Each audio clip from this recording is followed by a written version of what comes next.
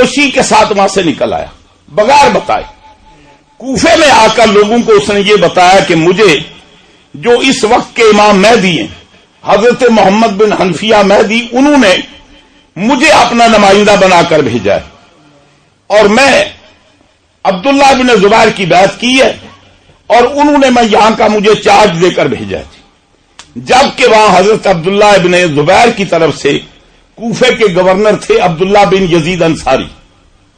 بہرحال یہ وہاں پہنچا نہیں. ابھی ابن زیاد کا دوسرے کا دور تھا، عبداللہ بن مطیع کا. اس نے پکڑ کر پھر اس کو جیل میں ڈال دیا. پھر اس نے حضرت عبداللہ بن عمر کو خط لکھا، دوبارہ انہوں نے خط لکھا تو اس کے پیچھے جان چھڑوائی، دوبارہ پھر یہ آزاد ہوا اور یہ کہا کہ تم گھر کے اندر نظر بند رہو گے، یہاں سے نکلنا نہیں. کچھ عرصہ گھر کے اندر کار بند رہا اور کچھ عرصے کے بعد پھر اس نے ساتھیوں کو ملایا، اکٹھے کیے، کرتے کرتے نتیجہ یہ ہوا کہ اس نے عبداللہ بن مطیع جو اس وقت حضرت عبداللہ بن زبیر کی طرف سے کوفے کے گورنر تھے، ان سے مقابلہ، جب ان کو پتا چلا کہ یہ کوئی تحریک چلا رہا ہے اور یہ بھی ترابی معلوم ہوتا ہے، بھائی یہاں سے یہ مزاج ہمیں پتا چلتا ہے. یعنی عبداللہ بن یزید انصاری کا بھی اور عبداللہ بن مطیع کا بھی جو گورنر تھا، وہ کہتا ہے کہ یہ ترابیے یہاں آ گئے اور انہوں نے اس طرح کی تحریک شروع کر دی ہے. نتیجہ یہ ہوا کہ اس کی کافی جمعیت حاصل ہو چکی تھی. نتیجہ یہ ہوا کہ آپس میں جنگ ہوئی. جنگ ہونے کے بعد عبداللہ بن مطیع کو شکست ہوئی اور اس نے گورنر ہاؤس پر قبضہ کر لیا اور مال و متاع خوب اچھے طریقے سے ساتھیوں میں لٹایا اور اس کے بعد عبداللہ بن مطیع کو امان دے دی. اس نے کہا ٹھیک ہے آپ یہاں سے تشریف لے جائیں. اس نے جب کردار اچھا مضبوط ہوا تو اس وقت اس نے کہا کہ یہاں ایک آدمی تھا جس کا نام تھا مالک اشتر، جو حضور مولا کائنات کا غلام اور آپ کا ساتھی تھا. اور مالک بن اشتر پتہ کون ہے؟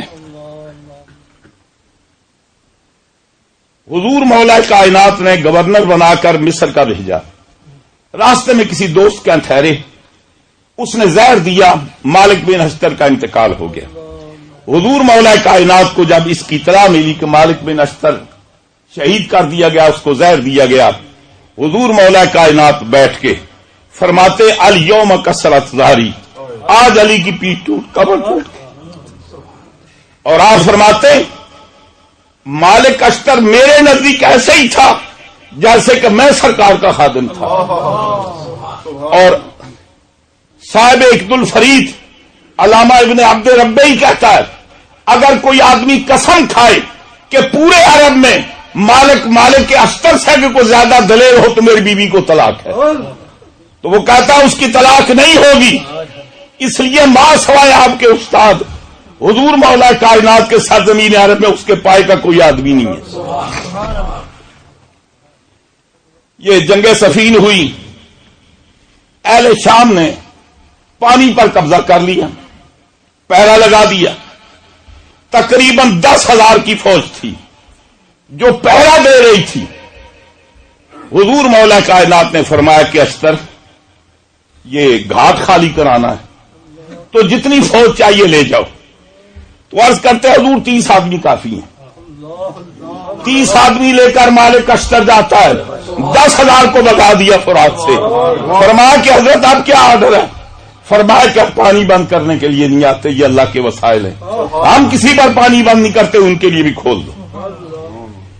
اور خوش قسمتی مختار سقفی کی اسی مالک اشتر کا بیٹا ابراہیم بن اشتر اس کے کام آ گیا. اس نے کہا کہ سنا کہ یہاں ایک نقی خاندان ہے، بڑے بہادر لوگ ہیں، مالک اشتر کے بڑے چرچے ہیں، اس کا ایک بیٹا سنتے ہیں جس کا نام ابراہیم اشتر ہے، اس کو بلاؤ. چنانچہ ابراہیم اشتر کو بلایا گیا، اس سے بات چیت کی، بھئی یہ ہمارا پروگرام ہے، ہم یہ چاہتے ہیں. تیرا باپ بھی خادم اہل بیت تھا، ساری زندگی اہل بیت کی خدمت میں رہا، ہمارا اس کے سوا کوئی مقصد نہیں، قاتلان حسین سے ہم بدلہ لینا چاہتے. اس نے کہا اس کام کے لیے حاضر ہوں. پہلا کام یہ کیا کہ اب یہ بتاؤ سکریننگ کرو کوفے کی، کون کون آدمی امام پاک کے خلاف جنگ میں گیا، کس کس آدمی نے مدد نہیں کی. ایک ایک کو پکڑ کر لاتے گئے، سر قلم ہوتا گیا، پکڑ کر لاتے گئے، اور طریقہ یہ تھا کسی کی ٹانگ کاٹ دی، کسی جتنا جتنا جرم تھا، کسی کا پاؤں کاٹ دیا، کسی کی ٹانگ کاٹ دی، کسی کی آنکھیں نکال دی، کسی کا سر قلم کر دیا۔ جب وہاں سکریننگ کر چکے اس کے بعد کہا کہ اب ضرورت ہے عمر ابن سعد کو بھی بلانا ہے، شمر خولی کو بھی لانا ہے۔ چنانچہ پکڑ کر شمر خولی کو لایا گیا، اس کے ساتھ اس کا بیٹا ہے۔ مختار نے کہا پہلے بیٹے کا سر قلم کرو۔ اس نے کہا ظالمو جتنے چاہو میرے ٹکڑے کر لو، لیکن میری نظروں کے سامنے میرے بیٹے کو کچھ نہ کہنا۔ مختار سقفی کہتا ہے تو نے حسین کے سامنے تو پورے خاندان کو تباہ کر دیا، اب پتہ چلا بیٹے کی تکلیف کیا ہوتی ہے۔ چنانچہ اس کے بیٹے کو بھی شمر خولی کو بھی مارا۔ کرتے کرتے وہاں پوری سکینہ کی۔ اب کہا ابراہیم بن اشتر کو کہ اب سب سے بڑا جو گرو ہے نا ابن زیاد، ہوا یہ کہ ابن زیاد کوفہ سے بصرے میں گیا۔ بصرے میں سیدنا حضرت عبداللہ بن زبیر جب یزید مر گیا، عبداللہ بن زبیر نے اپنے بھائی مصعب بن عمیر کو وہاں کا گورنر بنا کر بھیجا۔ وہ وہاں پہنچے تو عبید اللہ بن زیاد وہاں سے فرار ہو گیا۔